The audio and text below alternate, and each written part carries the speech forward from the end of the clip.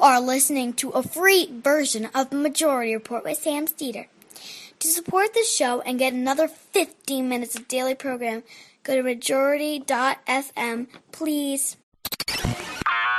The Majority Report with Sam Steeder. It is Tuesday, October 15th, 2019. My name is Sam Steeder. This is the 5-time award-winning Majority Report. We are broadcasting live steps from the industrially ravaged Gowanus Canal in the heartland of America, downtown Brooklyn, USA. On the program today, we're going to talk polling, models, predictions, the night of the first debate, not so much for the primaries, but for the general election, with Rachel Bitecofer, Assistant Director of the Wason Center for Public Policy. Also on the program today, it is debate night. With Iowa 4 months away, this is the most consequential of debates I think that we've had. Meanwhile, turns out John Bolton objected quite strenuously to the Ukraine pressure. Will he be the one who gets Trump impeached? Meanwhile, Fed's investigating Rudy Giuliani's business dealings, which apparently involve some stuff in Ukraine, oddly enough. Appropriate stuff. Facebook pays a pittance in a private settlement for destroying a wide swath of journalism in this country. Russians in between Syrian and Turkish forces as Syria makes a deal to fight with the Kurds. Meanwhile, Bernie releases a massive corporate accountability plan. Mike Bloomberg, remember him? Supposedly having second thoughts about running for president. Meanwhile, a Trump supporter violent video is even more disturbing than you thought. New report, child leukemia drug shortage. A great argument to nationalize some drug production. All this and more on today's program, ladies and gentlemen. A lot of stuff going on today. Obviously, the debate is happening tonight. Going to be a very consequential debate for a number of reasons. One, Bernie Sanders has to come out and show people, and I think there's some, it's reflected in some polls and other polls not, people concerned about voting for someone who just had a heart attack. But tonight, I think, and for the rest of the week, as Sanders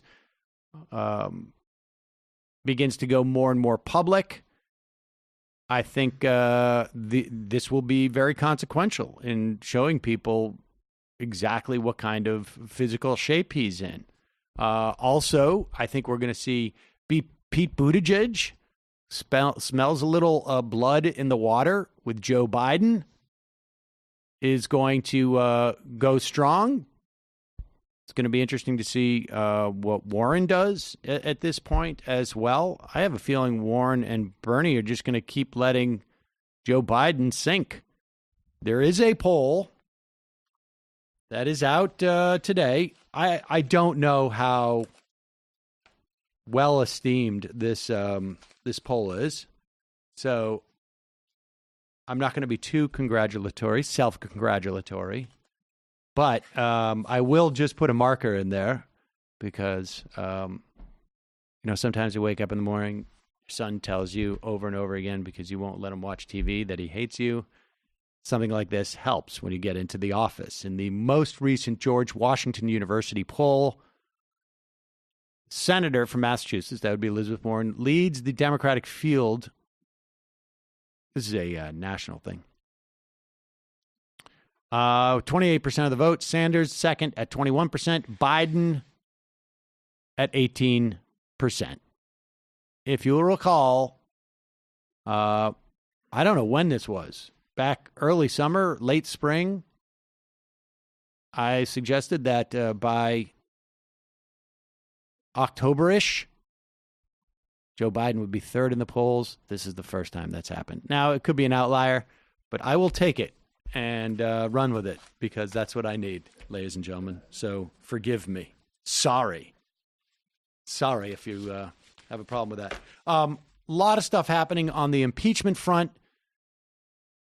These were the 2 weeks that we anticipated would take the momentum out of the impeachment push. Remember about, I guess was it 2 weeks now? Has it been 2 weeks? That after Nancy Pelosi had announced that they were going forward with an impeachment inquiry, she said, and now we're going to take vacation for 2 weeks. But the committees have been working. They have been taking testimony. All the stories you're hearing about Bolton came out of testimony that happened on Friday with Fiona Hill. Well, yesterday with Fiona Hill, who is who was an advisor to Donald Trump on Russia. And basically what she testified to, as far as we know, it was behind closed doors. It's been released by the committee, some of it. John Bolton was basically telling her that he's got nothing to do with the rogue thing that Rudy Giuliani, Sunderland, who was the EU ambassador, who apparently had just said, I'm in charge of Ukraine now. What? And Mick Mulvaney. At one point, John Bolton said, I'm not involved in this Giuliani-Mulvaney drug deal that they got going down in Ukraine. And I think the implication was not that they have a drug deal, but that they're up to something.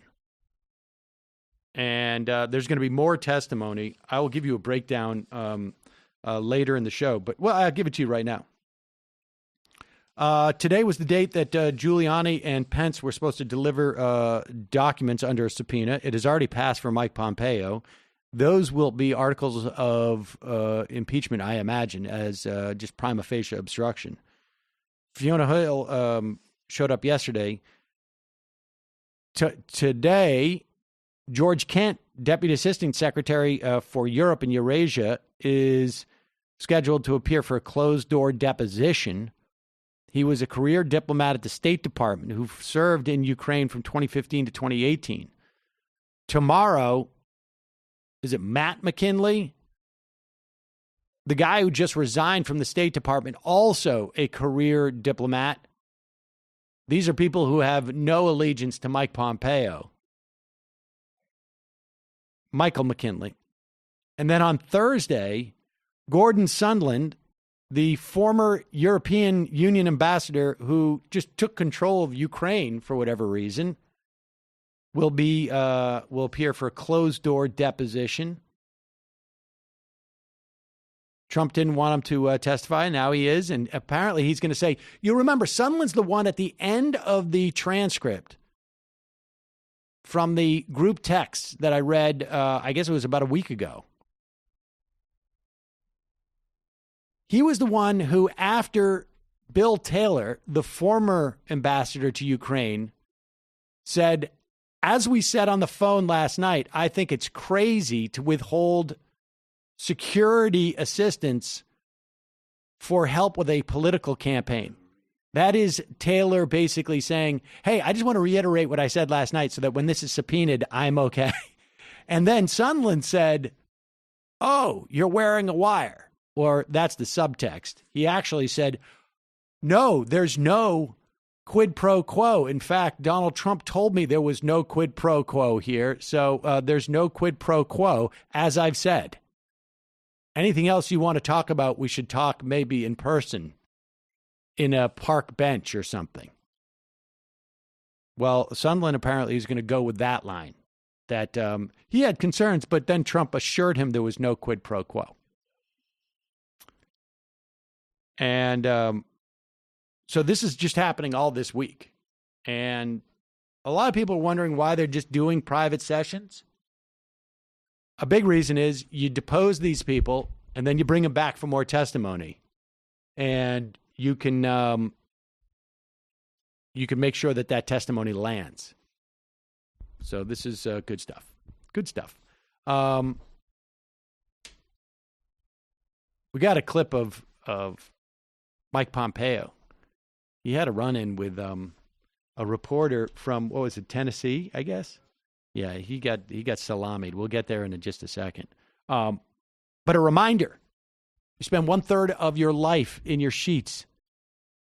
Don't you want them to be insanely comfortable? Of course you do. And frankly, I'm also in for the durability because I like to keep my sheets for 10, 15 years. I believe that. It's true. When I find sheets I like to keep them. Brooklinen was named the best of online bedding by Good Housekeeping. It offers luxury sheets, towels, bedding, and more without the luxury markup. And they have over 20 plus colors and patterns. You can mix and match them. These sheets don't just feel great, they look great too. And like I say, they wear great. I have multiple sets of Brooklinen sheets, and basically, this is my whole new thing now. I used to buy like crappy stuff every year, and it tears and it rips and it's not good and it's not comfortable, and then you just sort of regret it. Now I buy nice stuff, but I don't have to spend a luxury markup because Brooklinen is not as expensive as you'd pay in the stores. I've got comforters. I've got, what do you call those covers? The duvet covers, sheet sets. I look like a grown-up now in my bed.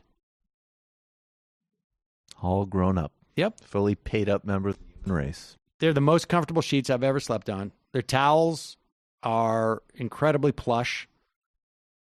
I couldn't recommend them more for friends, family, treating yourself on the upgrade you deserve. And now Brooklinen.com is giving an exclusive offer just for my listeners. Get 10% off and free shipping when you use the promo code MAJORITY at Brooklinen.com. They're so confident in their product. All their sheets, their comforters, the towels come with a lifetime warranty.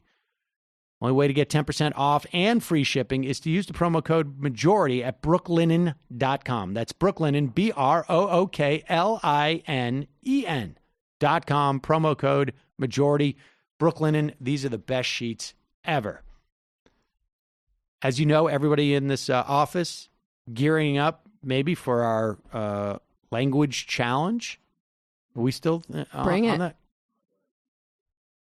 Well, Babbel will be the motor behind that challenge. They can get you speaking a new language quickly and with confidence. You can choose from 14 different languages: Spanish, Portuguese, French, Italian, Russian. That's 6. There's 8 more.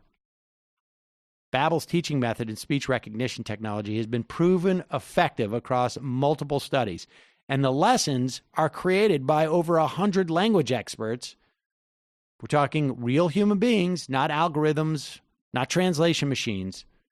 Lessons are engaging. They're convenient. They last only about 10 to 15 minutes. You can use it across all of your platforms, your app, your phone, your iPad, your tablet, computer, doesn't matter. It's interactive in terms of the dialogues, so you can perfect your pronunciation and accent. We're gonna go for it in this office. I want to learn Spanish. I know that's probably the easiest one of the languages to learn. I would supposedly. offer to help you, but it's a contest. Exactly. Well, I don't need your help. We're going to go head to head on this. What does the winner get? Learning is Brendan? about war, not about collaboration. It's about, I'll tell you what you get. You get the ability to speak a second language, Brendan. I'm not doing anything. I'm not on a line for anything. I'm not even buying anybody a cola. Because you listen to this show, Babbel has a very special offer for you. You can go to Babbel.com, select the language of your choice. Once you try for free and you're ready to sign up, you select the 3-month option. Babbel will slide you an extra 3 months for free. That's a 2-for-1 deal. Promo code MAJORITY. That's 6 months for the cost of 3 with promo code MAJORITY. Go to Babbel, Babbel.com. Enter promo code MAJORITY. Babbel, speak a new language with confidence. And lastly, how you spend your time, what you listen to is totally within your control. But your personal information, that's a totally different story. When you shop, when you bank, when you browse online, when you answer your email sometimes, your personal information gets out there. You can lose control of it, exposing you to cybercrime. You've all heard the stories of people losing their identity. It is a complete nightmare. Thankfully, there's Norton 360 with LifeLock to help you get back a sense of control and protect yourself and your personal information. It's an all-in-one membership for your cyber safety. It gives you device security, identity theft protection, and a VPN for online privacy and more. If there's any identity theft-related problem, they have agents who will work to fix it.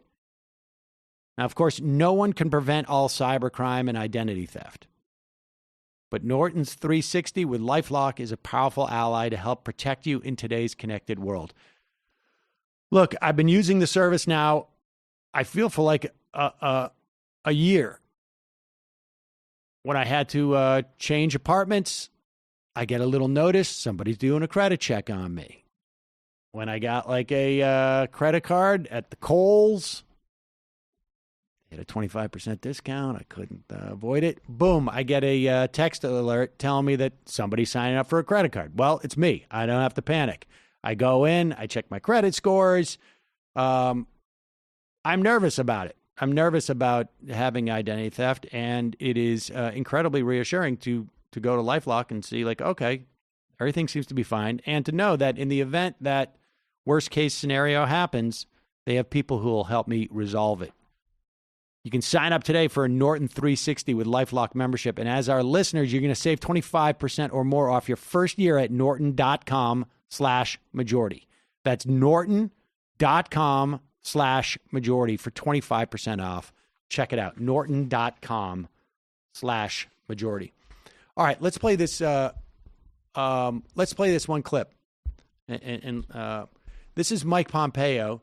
He goes to Tennessee. Now, when you're the Secretary of State and you go into Tennessee and you're giving an interview for a local reporter, you're just like, oh, this is a freebie.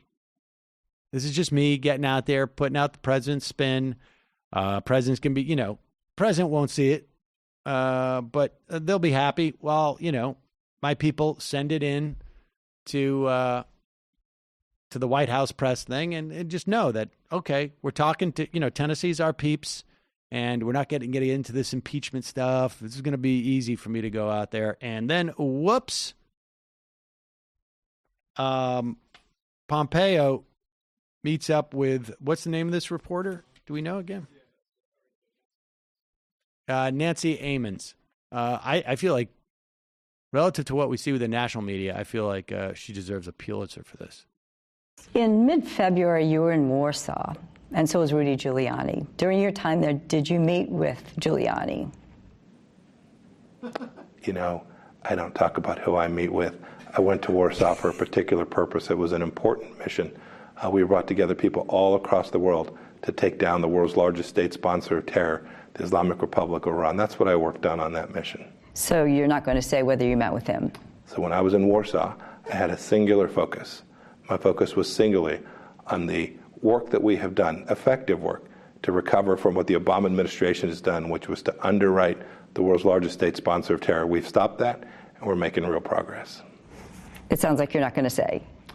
When I was in Warsaw, we were working diligently to accomplish the mission to take down the terror regime that's inside the Islamic Republic of Iran. That's what I worked on. It was the only thing that I engaged in while I was there. I asked him about text messages that showed diplomats under his authority told the Ukrainians that a good relationship with President Trump was only possible if they investigated his political opponent. And were you aware that this was happening? Again, you've got your facts wrong.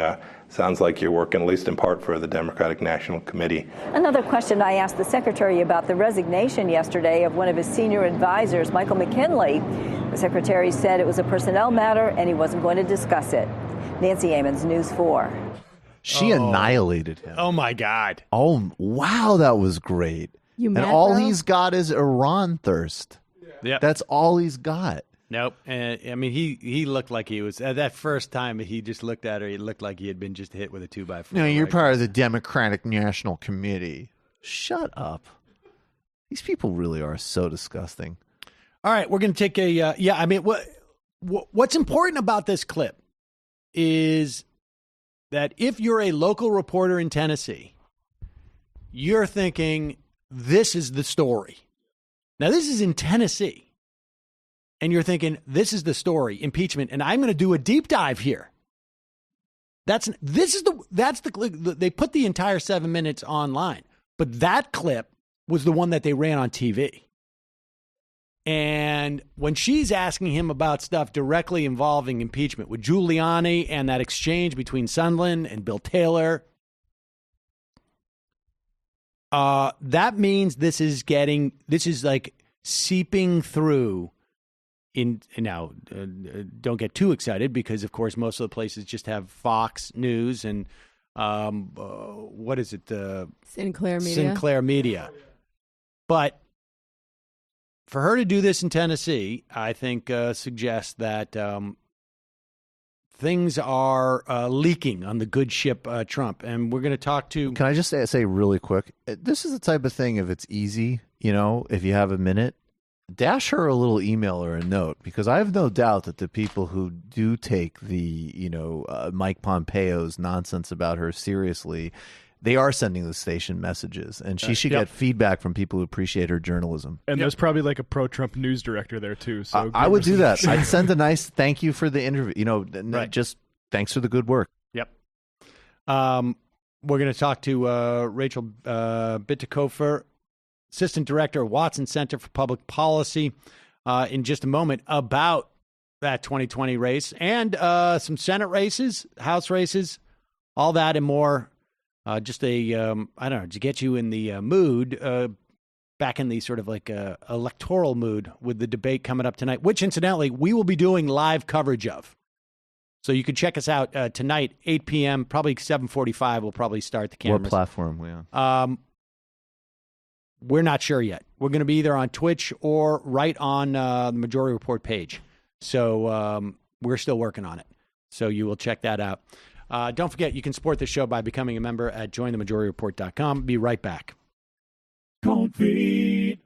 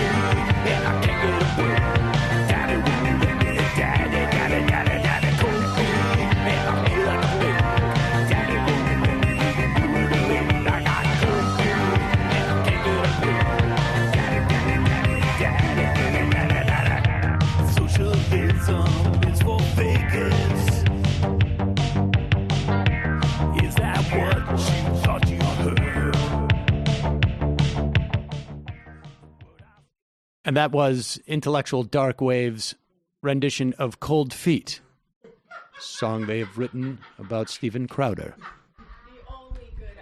The only good IDW, folks. There you are, the Intellectual Dark Wave.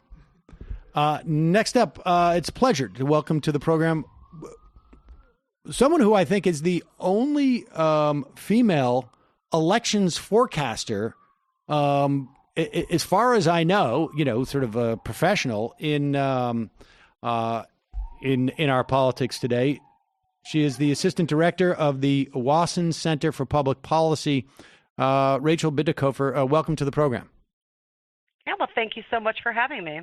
All right. So now, Rachel, you are known, and you came to my attention. I think it was I think I may have been following you on Twitter, but I'm not 100% sure. But I saw an interview, I think in Salon, and with Paul Rosenberg, and you were the first to predict the blue wave in the 2018 election, and by predict I mean not sitting in a bar. Well, maybe you were in a bar, but not sitting in a bar and just sort of like throwing it off. But you actually had a model that anticipated it.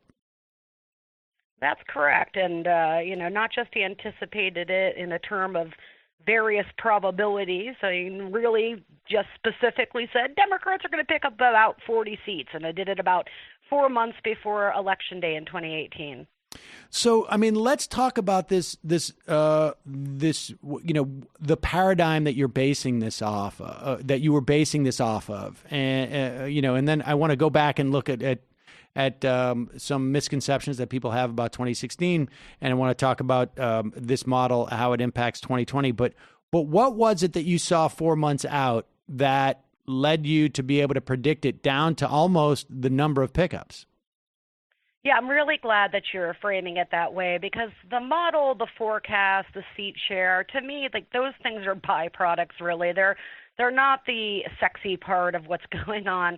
What's driving my research, and I think what the meat of the research is about, is it's a theory of electoral behavior updated for the polarized era that we live in, where a lot of our election commentary just has not moved on since the 1990s. Polarization has affected profoundly our institutions. I mean, look no further than the election of Donald Trump and the dysfunction. I mean, we're basically, minutes away from institutional failure right now. So we know that our courts are polarized, our Congress is polarized. We see mass polarization in public opinion data emerging in the late 2000s. And yet our election consultants want to pretend that people are voting and behaving at the polls in the same old way. And what I was arguing, or what I argue with my elections theory, is really a gigantic paradigm shift. And so one of the reasons it took you a long time to find out about my research after the election I predicted was that it is pushing back on these long-held conventional wisdoms and status quo, and even after it performed well, a lot of people, especially the mainstream election Twitter people, have a really hard time letting go this idea that elections are going to hinge on candidate qualities and on fundraising and polling and all of these things. And I'm arguing, no. The only thing that matters is partisanship.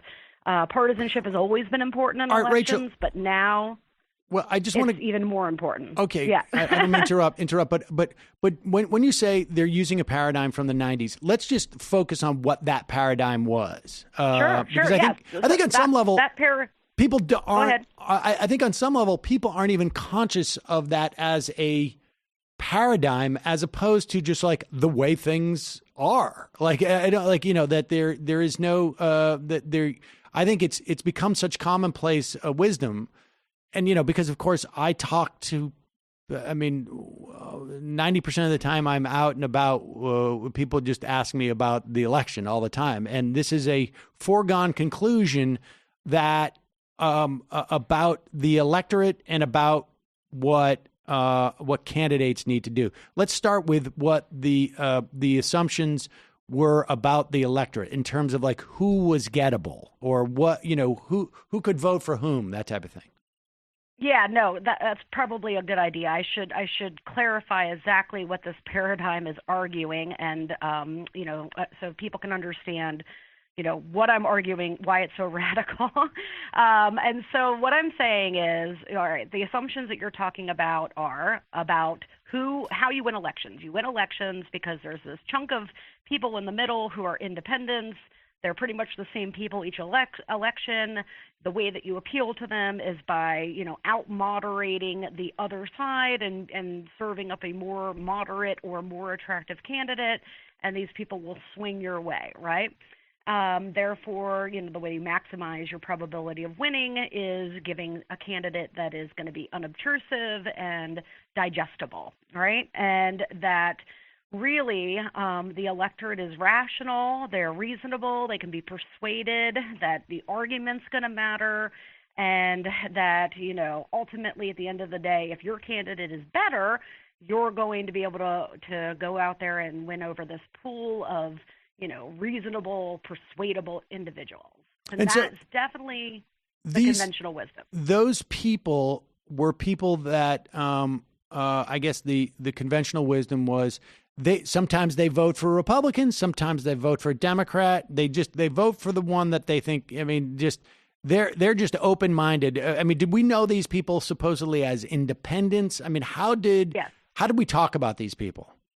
We talk about them as independents, and there's a couple of key points here. Number one, we talk about them as a big group, more than 30% of the electorate, and that is wrong because most independents are what we call leaners. They lean to the Republicans or they lean to the Democrats, and leaners behave just like partisans. They vote like partisans. They have issue preferences like partisans. So the kind of person that you're describing where they might vote for a Republican in one cycle or vote for a Democrat in another, it's not that those people don't exist. About 10% of the overall electorate would fall into that pure independent category. But when you parse those people out in terms of how much of the vote share in, say, a state like Wisconsin they would make up, it'd be about 5%. And then you think about the fact that their vote would probably break no worse than 60-40. So that 5% divided into 60-40, you can see that it's not insignificant, but it's not as cataclysmic or as important as it might be made out. And here's the other thing that never gets discussed. The swing of independence, in my research, I show, is a product of turnout surge and decline of different independents showing up and leaving the electorate. So it's not just this same fixed pool of people who change their mind. A lot of the reason that independents look like they go with the Democrats one time and the Republicans the other time is because different independents are showing up in different cycles. Okay, so now and that last part is different from. So let's distinguish just this idea of independents from swing voters, right? Because you're saying that there are nationally speaking, 10% of the voters are swing voters, but in the key states where it really makes a difference, where there's going to be contested, it's 5%. More like 5%, and that generally the swing voters still end up breaking almost at best 60-40 to one side or another. So the marginal difference, the return on investment in going after these people is limited by 5% of the electorate, and then only 20% of them, a 20% difference amongst that 5%. So the return on investment is small, and that's different. Yes, exactly. And I want to add one more thing to your mathematical equation there. The other thing I argue too is that swing, that 60 versus the 40, is also highly predictable because it's going to be 60 against whatever party's in power almost every time. When you look back through the data, that pure independent is going to break against the status quo almost every time because these people are non-ideological. They're not particularly passionate about either side. That's why they're independents. And they almost always hate the status quo, whatever it might be at the time. So really, what you're talking about is in a state that is a key state, you're talking about 1% of the vote is up for grabs. And to the extent that it's up for grabs, it really isn't. It's almost predetermined on some level because it's just a function of what party's out of power. Exactly. And what I'm arguing is that although you don't want to ignore that little group, you're going to give it some resource and attention, you sure as hell would not want to build your entire campaign strategy around it. And the turnout, we haven't gotten to this part yet, but the big innovation of my electoral theory is the elections are decided much more on turnout, surge, and decline. So when we look at who's been winning and losing in these giant swings that we've seen in Congress, Those are not swings of a fixed pool of voters who have turned against the Democrats because of Obamacare or turned against the Republicans because of Trump. It's a story of different voters entering and exiting the electorate, turned on or off by something that the literature and political science calls negative partisanship. Okay, and this is and the key, one of the key dynamics between the two groups that we've just talked about appears to be that you can invest in one to the detriment of, to sort of like the negative investment in the other. Is that basically the story there? That if I invest in that 1%, say in Wisconsin, to try and win them, I risk alienating the other greater percentage of people that I may have access to who are motivated by negative partisanship. Right, and it's going to be conditional on the electoral context. So in 2020, no matter how poor the Democratic strategy is, there will be a natural surge because people are terrified. And I talk about this in my forecasting work in 2018 and the 2020 version. The electorate is going to show up even if it's given a lump of coal to inspire it by, okay? But in a normal cycle, it could be disastrous, yes, if especially in a so let's say we live in a post-Trump world, a Democratic president, that 2022 cycle in which Democrats run the same electoral strategies they ran in those 40 House races, where they avoided talking about national issues and they focused on this persuasion, door knocking, and they didn't really do anything to stimulate turnout. The turnout came because it was naturally stimulated, but without a natural stimulator and no effort on the Democratic side to stimulate it, they would have a very rough 2022 cycle under my theory. All right. Well, let's go back and then look at the 2018. So you've told us basically that your model is based upon this notion of negative partisanship, and that it really, for all intents and purposes, aside from that small percentage of pure swing voters, you're really dealing with definite Democratic partisans, definite Republican partisans, and then lean Democratic partisans and lean Republican partisans. And those two lean groups, as it were, it really is just a question of what's going to bring them out in any given cycle. Is that it? It is, although there are many strong, like in the voter files, if you don't have state partisan registration, you get a propensity score for voters. There are many strong Democrats, people who would have a strong Democratic score, who do not show up to vote, okay? So it's not just these leaners that are needing the activation. There are many, many players the Democratic Party leaves on the side of the field due to their inferior campaign messaging and strategic efforts in campaigning. But yes, we're talking about on the margins, these independents who lean left, who are not going to come out to vote unless they either A, are naturally terrified as they are right now, or B, are given some kind of inspiration to show up. So think about Obama, the two Obama presidencies.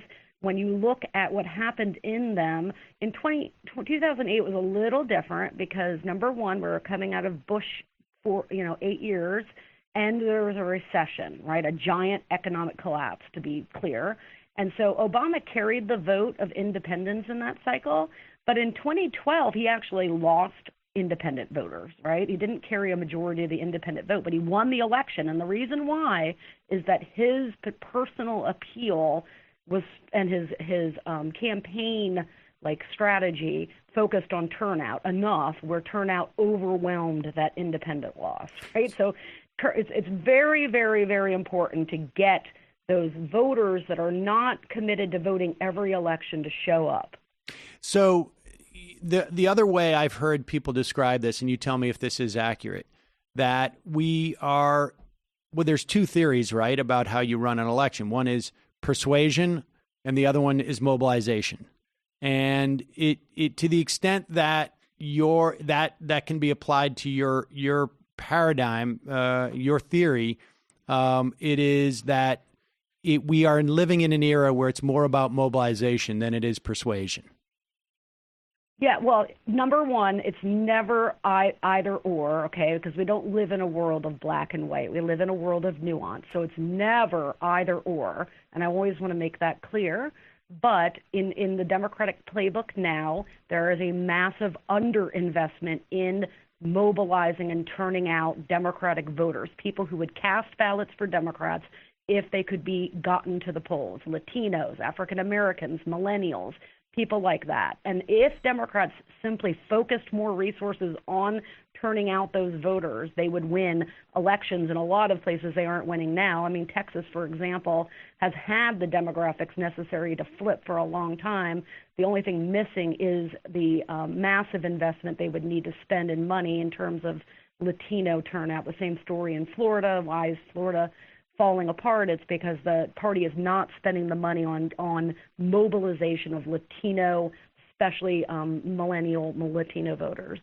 Okay, so when we look at 2018, who were the type of candidates? You know, you've expressed that if in a different political climate where there wasn't such, I guess, naturally, organically accruing negative partisanship. In other words, people hate Trump, or like, you know, those who are, you know, even lean Democratic hate Trump enough that they don't need the Democrats to come and say, get out and vote. They're motivated, highly motivated to vote.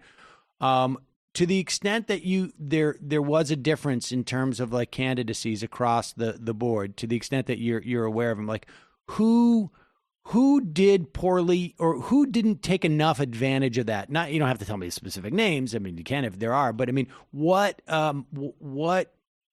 how would you characterize the campaigns that should have done better than they did? Let's put it that way, and didn't because they pursued a certain tact. Well, sure. I mean, a really great and handy example is the North Carolina 9 special election, and I tweet about this election quite a bit. I just put out a thread on it a couple of days ago. In North Carolina 9, they ran the conventional Democratic playbook there. They ran Dan McCready's advertisements and direct mailers, you know, hid basically the fact that he was a Democrat. Most of them were themed on his military service. And the goal or the idea was they were going to win that election by compelling some moderate Republicans to cross over. But the reality is, because we have these low turnout elections, even at the highest turnout, we have low turnout elections, even in a place like North Carolina 9 that has about a 6 or 7 point advantage for Republicans in that district, there was enough suburban and urban population for a turnout surge for Democrats to flip that district. All they needed to do was really focus on turning out the 2018 regular election voters again, right? But they were worried about focusing on those voters would turn off these potential moderate Republican recruits that they thought they could get to flip over and vote for them. So that's, you know, they avoided anything that might excite Democrats in their pursuit of these, you know, mysterious Republicans that were going to defect. Meanwhile, on the other side, Republicans, they do nothing but mobilization strategy, basically. I think it's very little persuasion campaign technique coming out of the Republican Party. And the night before the election, they sent Donald Trump into the district to remind voters there, hey, there's an election. You don't know who Dan Bishop is. You don't care about Dan Bishop, but he's a friend of Trump. And by voting for him, you're helping Trump. That is good enough for the average voter, right? So instead of bringing in, you know, Michelle Obama to stump for the Democrat, or maybe Stacey Abrams or somebody like that to increase especially enthusiasm amongst those critical black voters in that district, the Democrats basically ran what I call the apologetic Democrat strategy, where they tried to pretend Dan McCready was not a Democrat. And the natural surge was almost enough still to overcome the turnout surge, but it would have been enough if they had tapped into that fright element and really, went and tried to get Democrats excited to vote. But 80,000 people less voted in the 2019 special than in the 2018 general, and they lost in that 80,000 vote drop off. More Democrats dropped off than Republicans. And to be clear, in 2018, Republicans had a great turnout. It's just that Democrats had an even greater turnout. Yes, and in fact, I have a voter file analysis that I have been talking about for months, so my long-term followers are probably like banging their head on the desk, but I promise waiting is going to be good. I got nerd famous, and I had access to more data, so I've expanded the analysis. But what I show in that, number one is, yes, Democratic turnout in these 40 districts that flipped exploded. I mean, it huge increases, and the turnout changed dramatically, the composition of the districts, so that they became, younger, less white, more female, and thus more Democratic, okay? And so instead of being, 38% Republican and 32% Democratic like they were in 2014, they became 38% Democratic and 36% Republican, and the independent turnout surged too, going up from like 20% to, 25. So the turnout surge flipped those districts. But here's the key point. In every single district that I've analyzed thus far, Republicans' turnout still exceeded Democratic turnout. There is not one district yet out of the districts that I've analyzed in which Democrats outperformed Republicans in terms of percent registered turnout. And in the districts where they ran blue dog Democrats, the turnout appreciably declined or lagged compared to regular Democrats. So like a blue dog paid basically a 10-point turnout penalty amongst partisan Democrats and gained absolutely nothing in terms of turnout for Republicans. The turnout for Republicans was the same. No, wait a second. I'm confused. You said in the districts that they won, you still had more Republicans turn out than Democrats, but that means that some of those Republicans voted for Democrats. No, because the margins that the Democratic candidates carried those districts by, my data will show this when it drops. It will show, take example, California 25. Okay, that's Katie Hill's district in Orange County. All right, that district had like a 30% turnout in 2014. It went to 60% in 2018. And it was, more Republican, and then it went to more Democratic, You're talking about, let me just clarify. You're saying that the increase in turnout, Republicans actually had a higher increase in turnout, but because there were more Democrats, the smaller increase in turnout actually meant more votes. No, actually, what I'm trying to say is proportionally, Democrats had much larger increases because they had much more room to improve than Republicans did. When we talk about turnout declining, generally Republican turnout is better than Democratic turnout. But because Democrats and independents turnout for both of those groups surged and broke for the Democratic candidates, that was able to overcome the fact that the turnout for Republicans was higher. I see. So it was actually the independents. But we know that those independents, they're independent in terms of their registration, but they usually, if they're going to vote, they usually vote one way or the other. Is that it? No, this is the point about them. They are different independents than the ones that were showing up in the 2014 midterms and casting ballots for Republicans. I see. These are entirely different voters. Yeah. I see. Okay. That makes sense. Yeah. So you had in all of these seats, you had a greater turnout for Republicans than Democrats, but the independents made the difference. And this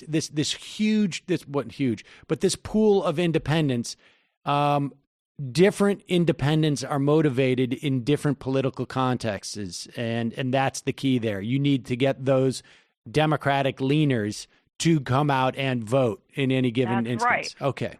Yes, and I don't have a way to show this quantitatively in the data, but the argument I make is, look, this turnout surge among independents and the turnout surge among Democrats, right? These independent surge, these have to be left-leaning Democrats, and definitely left-leaning. Left-leaning independents, right. Yeah, and there's no way that in the surges are so large amongst independents and Democrats that the Republicans could have surged and had their votes go to these Democrats, because the margins that these Democrats carry the districts by, some of them are larger than others, but none of them are large, okay? They're pretty narrow margins. So they couldn't have been winning, with big surges in Democratic and independent turnout and been taking over chunks of higher than normal chunks of crossover voting. It's just not mathematically possible. So the story in these districts were that the Republicans were able to maximize their voters, but there just happened to be more people, both who identify as Democratic and independent, and those independents are sort of like a fixed group within themselves that were motivated by essentially hatred for Trump. Yes, and they would not tell you that, right? So if you ask Nancy Pelosi or Sherry Bustos, how did you guys win these 40 House seats? They will tell you they won by focusing on health care and cajoling moderate, disaffected Republicans to join hands with Democrats and flip these seats.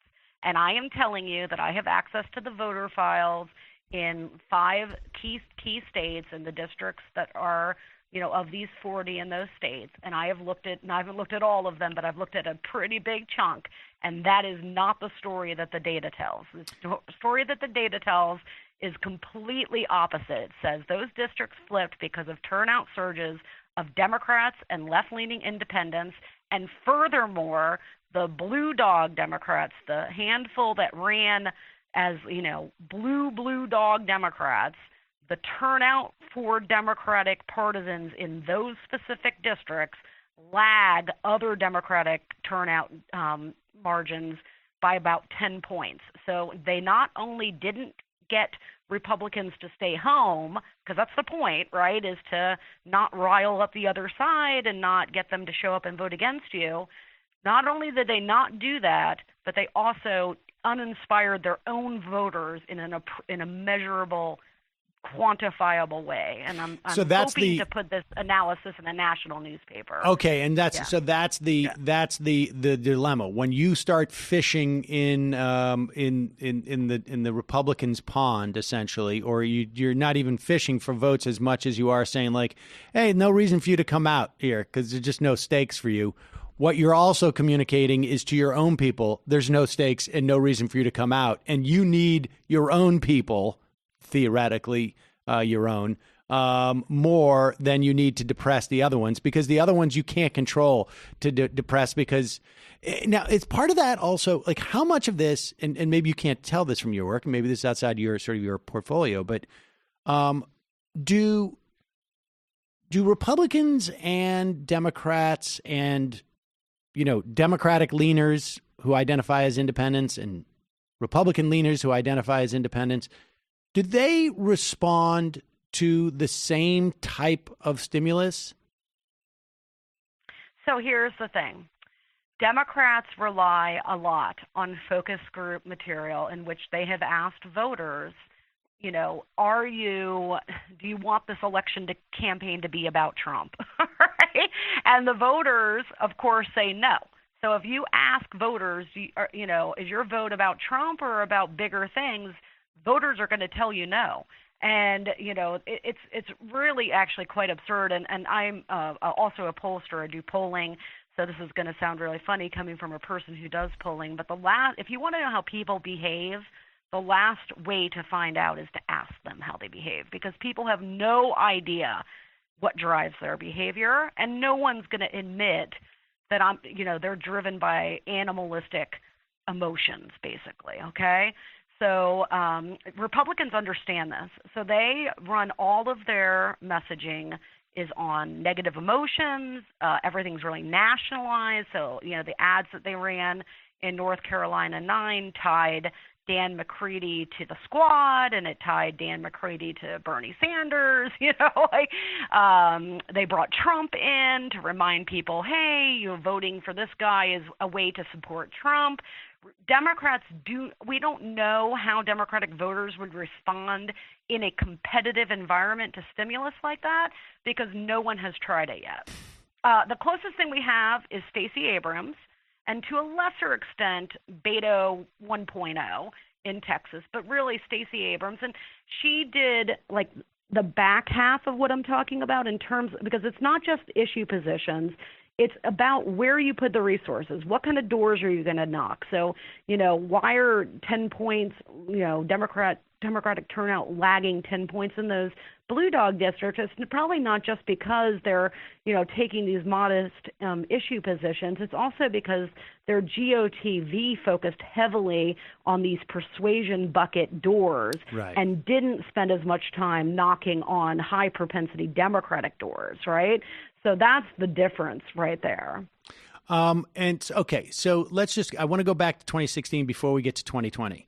Donald Trump wins the election by winning Michigan by, 11,000, and Wisconsin by 22, and Pennsylvania by 40,000. Those, you may know more specific numbers, but I think those are pretty close. I do. I wrote a whole book on it. So. Oh, well, there you go. All right. So what's the story there? I mean, what happened in the and there's I contend that there's about 12 different reasons why Hillary Clinton lost that election that may have been but-fors. But in terms of the voters who showed up or didn't show up or were motivated, like what the story that we're told is that it's the white working class in those sort of Rust Belty states there. That, according to you, is not true. No, and I'm going to tell you what happened, and I want you to understand I'm not passing judgment upon you or anybody who's listening to the show, and I want them to listen to my whole spiel before they respond, okay? So I wrote a book on what happened, and I am looking specifically at the role of defection voting, or you might call it protest balloting in the 2016 election. And the reason I focused on that is that the so-called Nader 2000 election in Florida, where, Ralph Nader took a ton of heat because, people wrote in Nader and it cost Al Gore Florida and therefore we got George Bush, right? That election, Nader took about 1.5% of the Florida vote. In 2016, in Wisconsin, for example, 6.32% of the vote went to protest balloting. That's an astounding amount of vote for the polarized era to not go to one of the two party nominees, okay? And in the book, and this is true from all three of the Midwestern states, it's true down in Florida, it's true all across the U.S., the modal or mean defection rate is in the 5% range. And so what I argue in my book is a product of the strategic choice made by the Clinton campaign, not the candidate, and that choice was based on this outdated assumption of the electorate in which, hey, the Republican Party has nominated a crazy baboon who is completely incompetent and shouldn't be within 400 feet of the White House.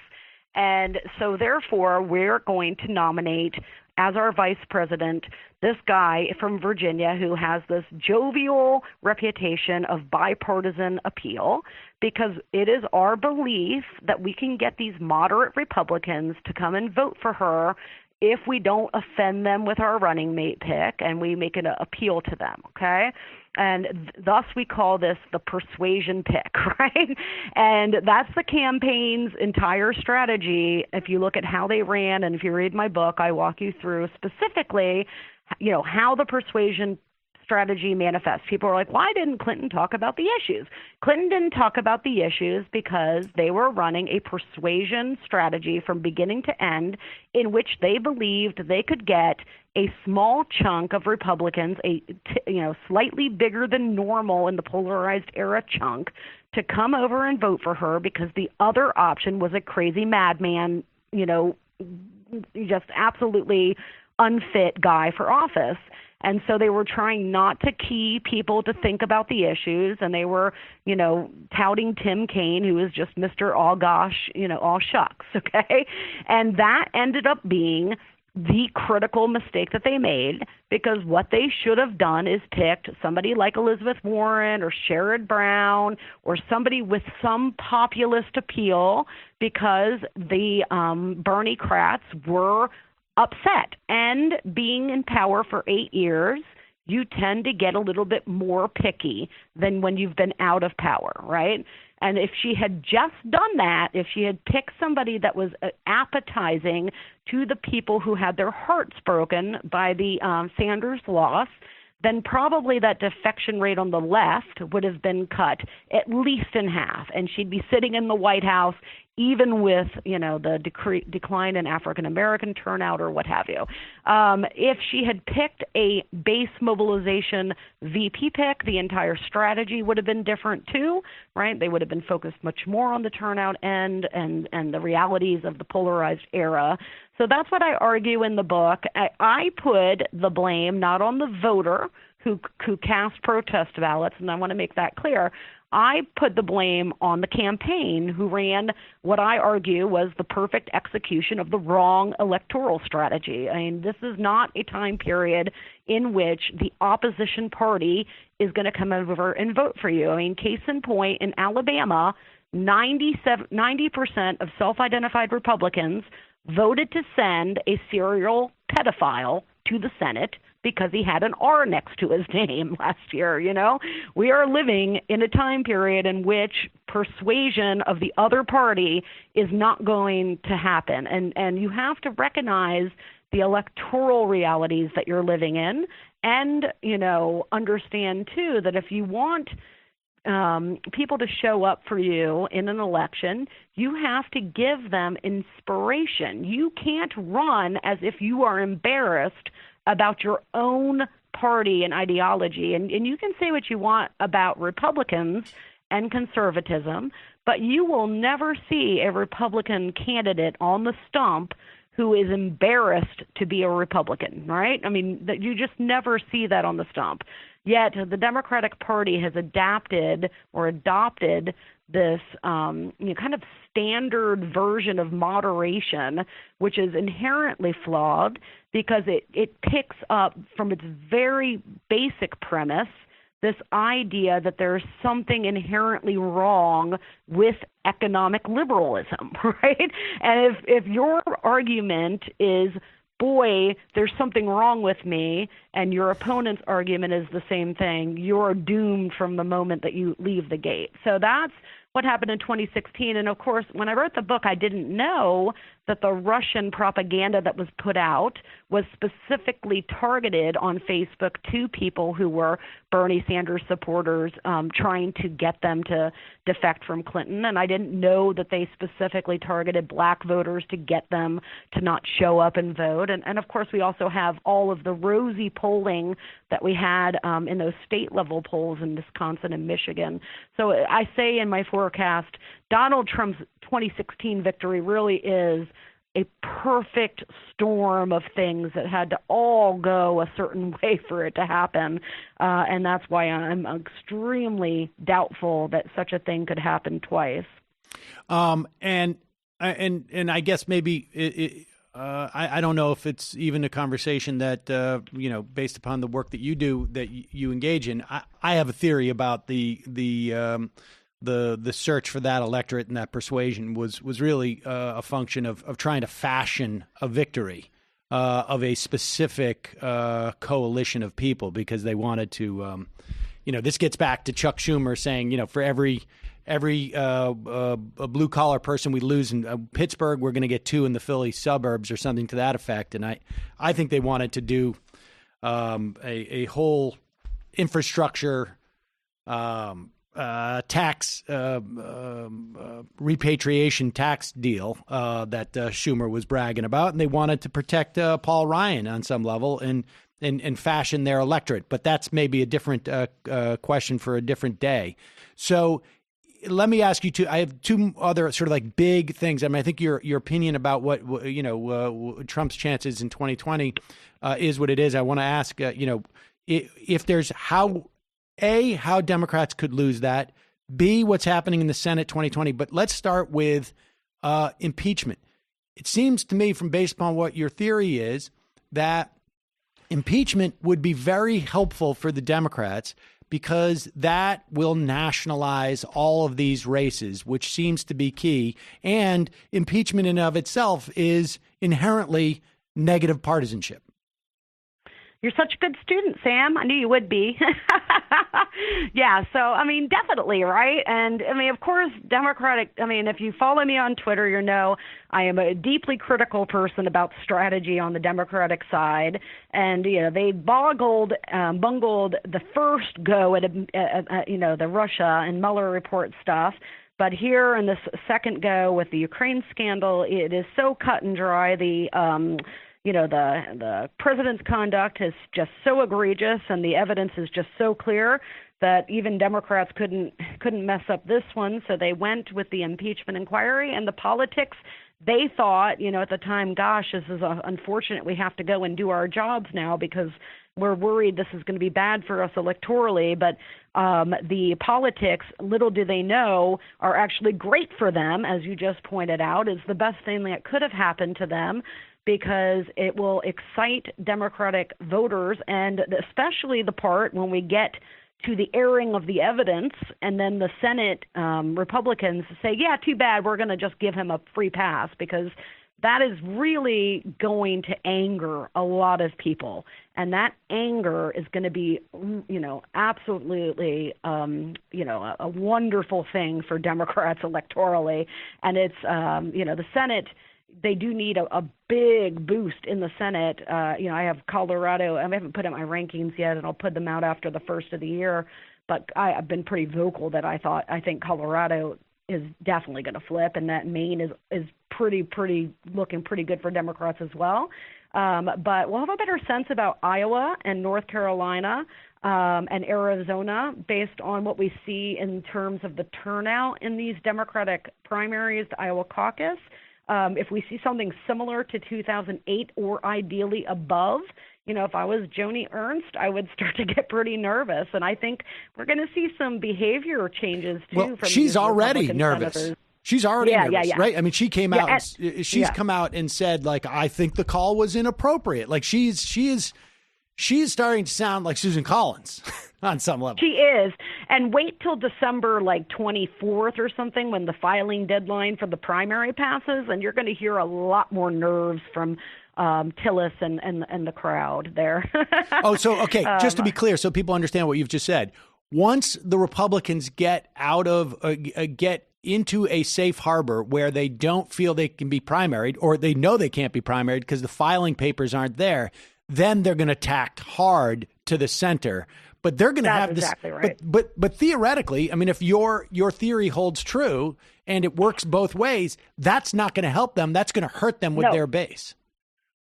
Yeah, I mean, it's not going to help them, but they're going to do it anyway, right? Because what else can you do, right? That's what I would expect them to do.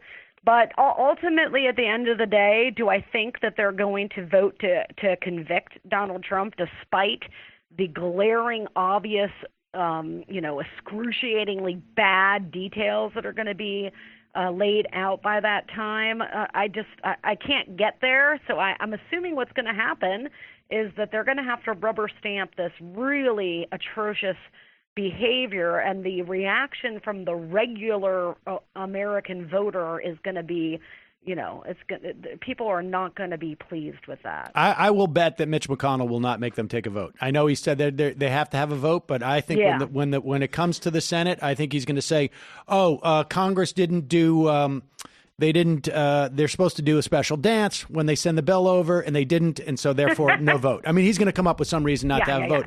No, that's a pretty good guess, because, I mean, I just cannot see a scenario in which that is a winning moment for the GOP in the Senate. No. Okay, so we still need to see what turnout is before you you have a sense of whether the Democrats can or will take the Senate in 2020. What would it take for a Democrat to lose the presidential election in this environment? Belief. I think it would take the party apparatus not believing in their nominee. Yeah, because, when we think about like a lot of this research that, extremists don't do as well in elections. Well, number one, we don't get a lot of extremists that win the nomination in competitive environments, but we do see Kara Eastman last year in the 2018 cycle was one candidate who the DNC did not get to get their preferred pick in the primary, and so she went on into the general, and they did not support her robustly. And once the party doesn't support somebody, all of the tertiary organizations take that as a sign, and so your fundraising is really difficult. Emily's List and all of the organizations that take their cues from the D trip. So her fundraising prospects were cut off a lot, and she still came within 1 point of flipping that Kansas district. If they had just spent the money and trusted they didn't know about my data, but if they had trusted my data and seen my data and spent the money and let the demographics speak for themselves rather than the nominee, they would have picked up that 41st seat there in Kansas, So it's really important that the party believe in the nominee, I think. So, but that said, I say in my forecast that I think that, it really doesn't much matter who the nominee is. To me, it's about risk mitigation. So there are different combinations and different tickets that make it like my model more confident and less confident. But I think all of them still produce. I would not stake my professional reputation on it.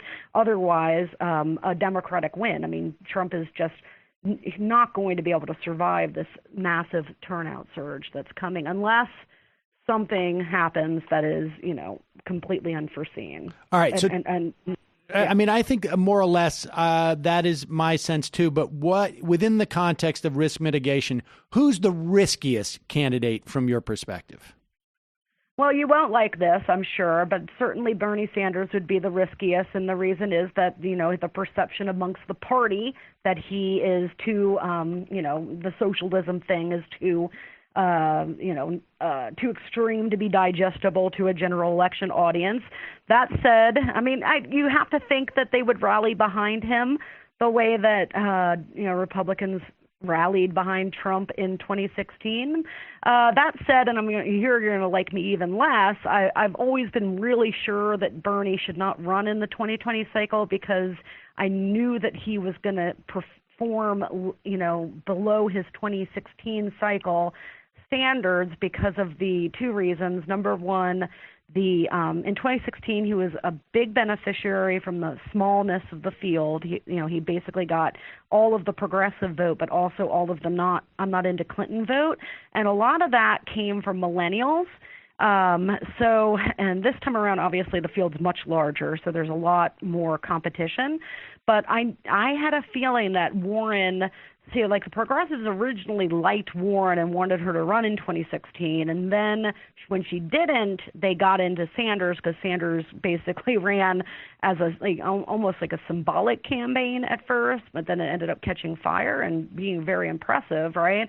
But now I think that people are looking back at Warren, and I think she's just got a little dose of charisma that Sanders doesn't have. So I had said in the early spring that I expected at some point that Warren would and Sanders would inverse, and that has happened, and it's just, it's looking like that's going to stay that way. And my expectation is we'll come into Iowa and it will be Warren versus Biden, so the establishment frontrunner versus the progressive frontrunner. And some of it will depend on how stellar the Bernie base is in their support for Bernie, because he's just got this really, really committed, 5 or 6% that I don't know would ever give up on. I think they would give up on him, but not in time to help Warren. And I think she might need that in order to overcome Biden, but But it will all come down to black voters. I mean, black voters stick with Biden, then he'll be the nominee. It will be the same way that it was decided in 2016. So that's what we're looking at. Now, let me just ask you. I mean, obviously, I'm going to give you a little bit of pushback. I have to. I would expect nothing less. Well, I know enough about this show to know it's I'm in friendly Bernie territory here. Yes. So. Well, I mean, now I can off the top of my head name at least two races that just come to me immediately when you talk about not having the party apparatus. Ned Lamont against Joe Lieberman in his Senate race. I can't remember, 10, 12 years ago. I know for a fact that the National Democratic Party said we're not going to do the work for Lamont against Lieberman. Right. And Lieberman wins in his Connecticut for Lieberman party. And Martha Coakley in Massachusetts, when she ran against was it Scott Brown, maybe the first time, or I think, and you're right. She did not get the party apparatus behind her, and we saw the results in a race that should have been her. So I mean, those are just two off the top of my head, just from my neighborhood, practically. Right. But if the problem with not having the party apparatus behind you is resources in terms of money, resources in terms of organizing and mobilization. And a candidate like Sanders has shown an incredible ability to raise money, has a wide base of donor support in the context of the primary. And I think the theory of their campaign is we are creating an organizational structure that may be somewhat subterranean. Now, I think like Iowa is going to be sort of the test case for that, because it does not appear that, he's leading in the polls. I mean, it depends on which polls you look at, but I think probably the aggregate of polls, but that this organization that has been happening in terms of like outreach to unions and labor and whatnot is going to pay dividends. Where do you place those two factors into your calculus? Yeah, so, keeping in mind, too, like my calculus, like I don't have an emotional dog in the fight because I really don't, I don't care, right? All I care about are the analytics and being right, of course. I like, cannot be wrong. That's, my main driver is being predictively right. So that's what's motivating me. And when I'm looking at this, I'm thinking, yes, so here's where Sanders had a massive advantage and where it's going to be hard, I think, for people who are deeply committed to him to kind of let this go is that, for a long, we are super freaks in the information like bell curve. Like to us, like we've been watching this primary forever and we forget how atypical we are. So I always try to remind people, like, if you're listening to the Majority Report, you are not a normal human being. Right. You are not just a little bit more informed than the average American. You are 1,000% more informed, right? And so for a long time, Bernie's durability in the polls was name recognition. And the same story was true for Biden, right? Yep. And, for months and months and months, I was telling people, look, yes, they're both up there. I'm telling you what's going to happen in the polls once the rest of the world tunes in starting, September, October, November, December. We're going to find out, is Biden actually a front runner or is that all name ID? But, Twitter world, I've got bad news for you guys because I know you love Bernie. I know for sure Bernie's support is soft and it's going to inverse with Warren's, and this is why I know it, and I would lay out the reasons, right? And I do know intimately how deep his infrastructure support is. But here's the thing, that fundraising number that he posted this last time, yes, technically it was bigger than Warren's, and technically he had more donators, right? But keep in mind, too, this time for Warren, that is not including any transfers from her Senate campaign. This is the second quarter was that one, and this is the third. When we look at the next quarter, this is what's going to happen. Warren is going to out-fundraise him and be, probably above him on individual donors because they were separated by about 60,000 individual donors. He had 1 million, and she was at like 940,000, and they were separated by like, I don't know, a couple $100,000 in terms of total money raised. And my guess is that the poll has inverted already, and the next thing that is going to invert is that fundraising total. Now, I could be wrong. I'm not often wrong, but sometimes I am. But my guess is this is the lowdown on the hoedown, Majority Report listeners.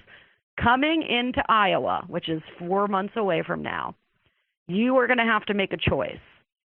You're going to have to either jump ship and support Elizabeth Warren, and really the progressive wing has the best chance that they've ever had to control the nomination for the party, or they're going to dig in their heels for too long, probably through Super Tuesday with Bernie, and that chance is going to slip away, right? Because that's what I was saying. I think Bernie's support is going to hold on for just a little too long, and it might be the difference maker between Warren being able to overtake Biden or not. But then you just never know, because it will come down to black voters. If black voters stick with Biden, and it will be a neck-to-neck like that. But if Warren is able to attract black voters, then she might just sew it up right out of South Carolina.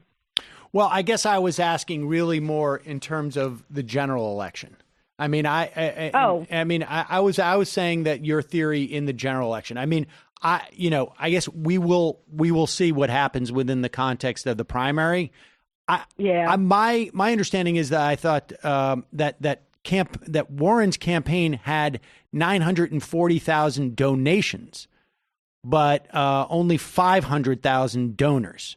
That is my understanding of that. And so, in fact, Bernie had almost twice the number of donors. And that is. I don't know. I'm looking at a story right now. I'm looking at a story in the New York Times, and it says explicitly, Warren's campaign said on Friday it had received 943,000 donations in the third quarter from 509,000 donors.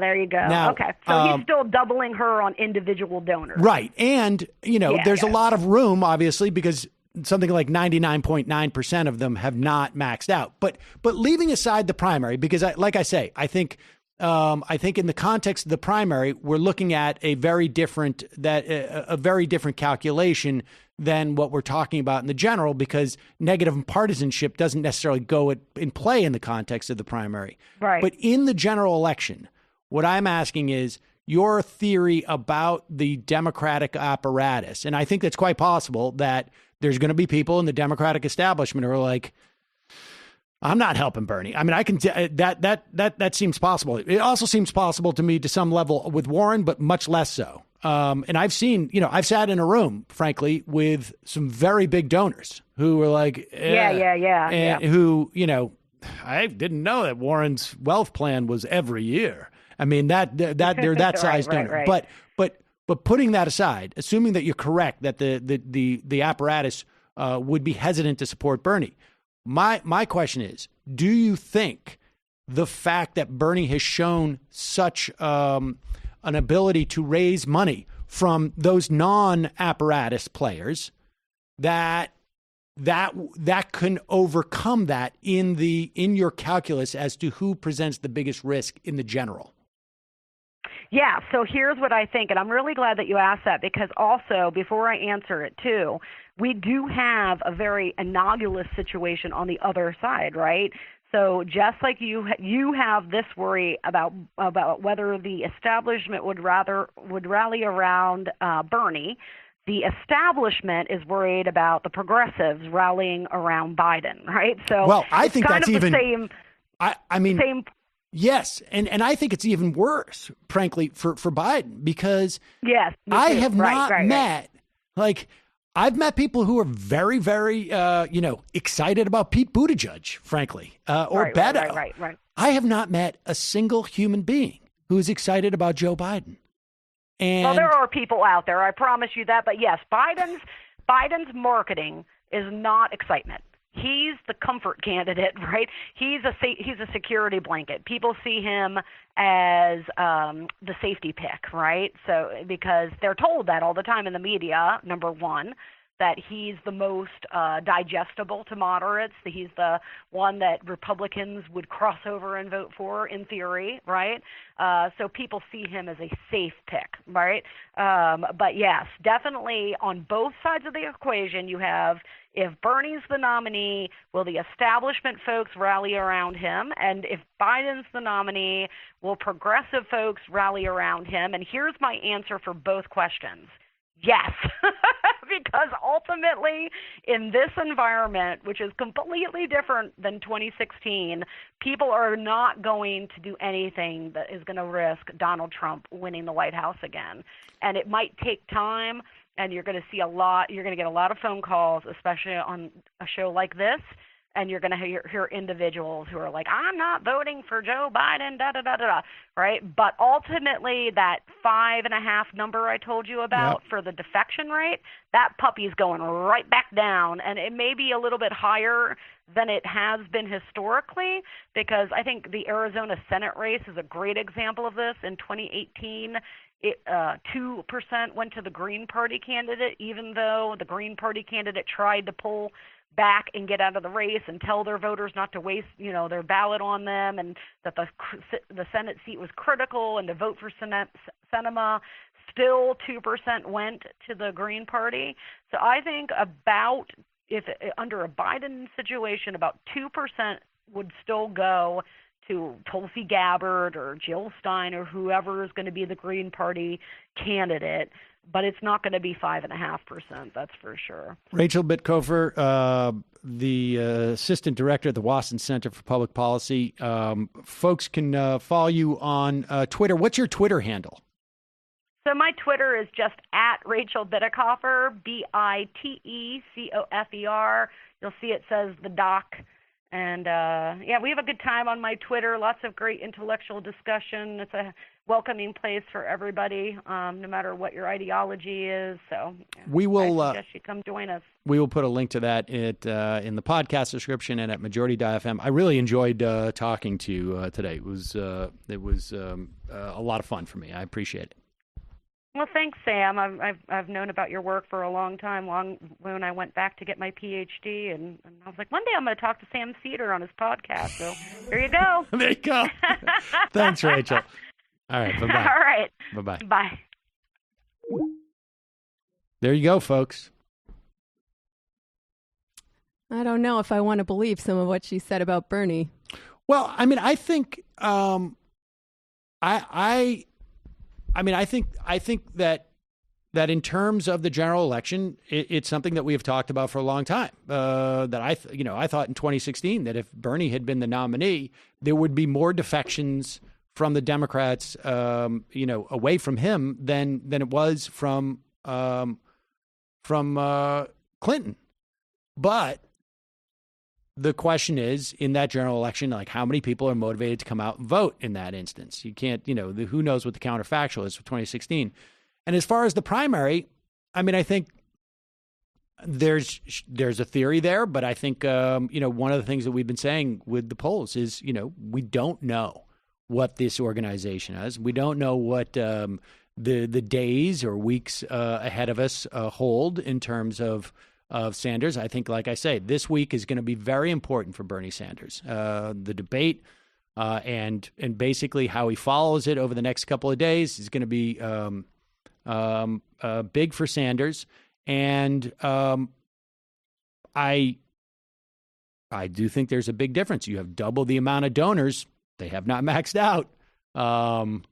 And the theory of negative partisanship, I think, really has been well tested. The other issues of within the primary, that's a totally different ballgame, and I think it remains to be seen.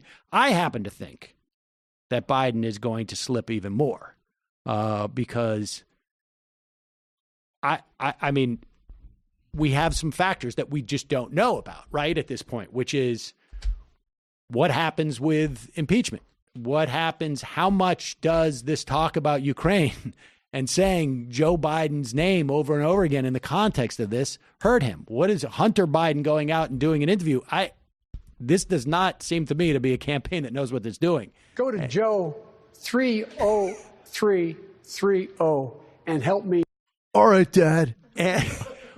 Well, the Hunter Biden thing, I have to say, sounds a lot like my fictional character of Joe Lieberman's son in 2020. Just somebody who's going to stink up the party. But look, we've gone way long here. Just a reminder, you can support this program by becoming a member at jointhemajorityreport.com. Jointhemajorityreport.com. Your membership makes this show possible. Sign up for the AM Quickie, folks. Go to amquickie.com or look for it on your podcast server. Sign up. Gives you 5 minutes, headlines every day. Organize your day as you head out in the morning. Very quick and straight to the point. Occasionally make a little comment, or Lucy makes a little comment, but more often than not, just gives you the headlines very quickly. And don't forget, justcoffee.coop, fair trade coffee, tea, or chocolate. Use the coupon code majority, get 10% off. And remember, when you shop, when you bank, when you browse online, your personal information is hanging out there. Thankfully, Norton 360 with LifeLock is an all-in-one membership for your cyber safety. Now, no one can prevent all cybercrime and identity theft, but Norton 360 with LifeLock is a powerful ally to help protect you and your information in today's connected world. Sign up today for a Norton 360 with LifeLock membership, and as our listener, you'll save 25% or more off your first year at norton.com/majority. That's norton.com/majority for 25% off. Today is Tuesday, but we're going to be doing debate night coverage live. Check out majority.fm or our Twitter feed or our Instagram feed for more information. But that means that you're going to be doing the show. What are you doing with my globe? I'm taking the globe. It's like a talking stick. Oh, I see. Okay. Tomorrow night, we are going to be doing TMBS. Ryan Grimm is going to be in studio to talk about the debate, reactions, and the broader conversation around 2020. I just want to say real quick, I think that if Bernie performs well, and of course that's important, I think some of the sort of heartfeltness, in fact, that he's been speaking with in the last couple of days actually might end up being significantly to his benefit. So we're going to talk about that with Ryan Grimm. He's actually one of the original reporters on the Hunter Biden story. So we're going to have some fail son conversation and maybe even some square up to Jesse Waters conversation as well. In addition to that, updates on what's happening in Ecuador, where there was just a big victory, as well as Haiti, a whole bunch of other global stories.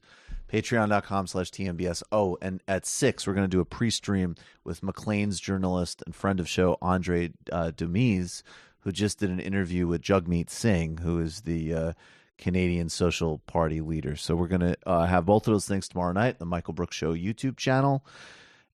Snag your tickets to the Philly Live show. And if you want to watch, I did an interview with Crystal Ball this morning on what's happening in Rojava. Both links on the Majority.fm homepage.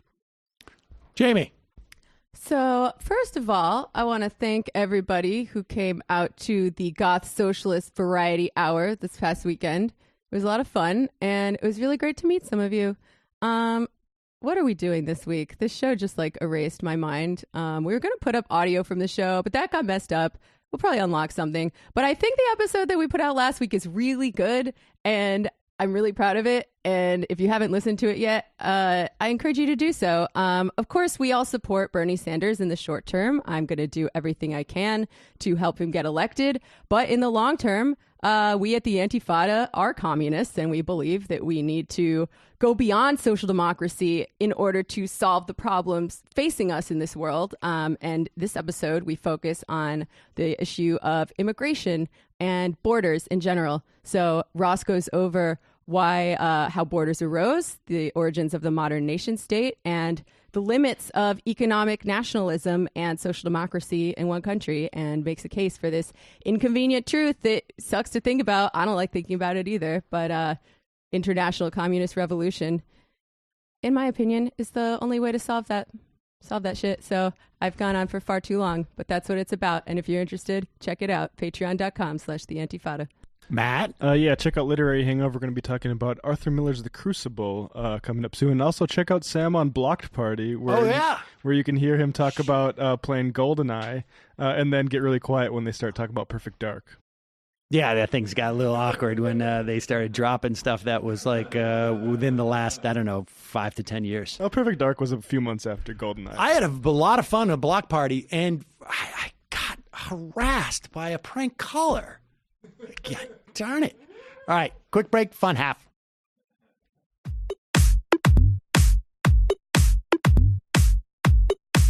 Left is best. Jamie and I may have a disagreement. Yeah, you can't just say whatever you want about people just because you're rich. I have an absolute right to mock them on YouTube. He's up there buggy whipping like he's the boss. I am not your employer. I'm tired of the negativity. I'm sorry, I didn't mean to upset you. You're nervous? You're a little bit upset? You're riled up? Yeah, maybe you should rethink your defense of that, you fucking idiots. We're just going to get rid of you. All right. But dude, you want to smoke this joint? Yes. Do you feel like you are a dinosaur?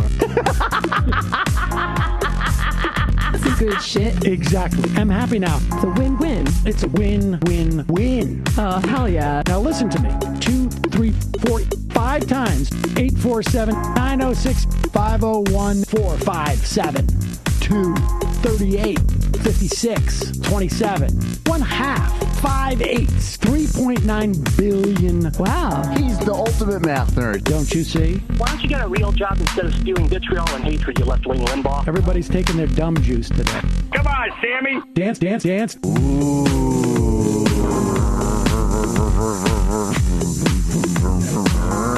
Rand Paul. I had my first post-coital scene with a woman. I'm hoping to add more moves to my repertoire. All I have is the dip and the swirl. Fine, we can double dip. Yes, this is a perfect moment. No. Wait, what? You make under $1 million a year. You're scum. You're nothing. Excuse me? Fuck you, you fucking liberal elite. I think you belong in jail. Thank you for saying that, Sam. You're a horrible, despicable person. All right, gonna take a quick break. I want to take a moment to talk to some of the libertarians out there. Take whatever vehicle you want to drive to the library. What you're talking about is jibber jabber. Classic. I'm feeling more chill already. Good. Donald Trump can kiss all of our asses. Hey, Sam. Hey, Andy. You guys ready to do some evil? Hitler was such an idiot. That guy might be a Nazi. Agreed. No. Death to America. You. Yes. Wow. Wow, that's weird. No way! Unbelievable. This guy's got a really good hook. Throw our hands up. Ooh. Wow. But Sam, I gotta get off. No worries. Let's. I want to just flesh this out a little bit. I mean, look, it's a free speech issue. If you don't like me... Hey, shut up! Thank you for calling into the Majority Report. Sam will be with you shortly.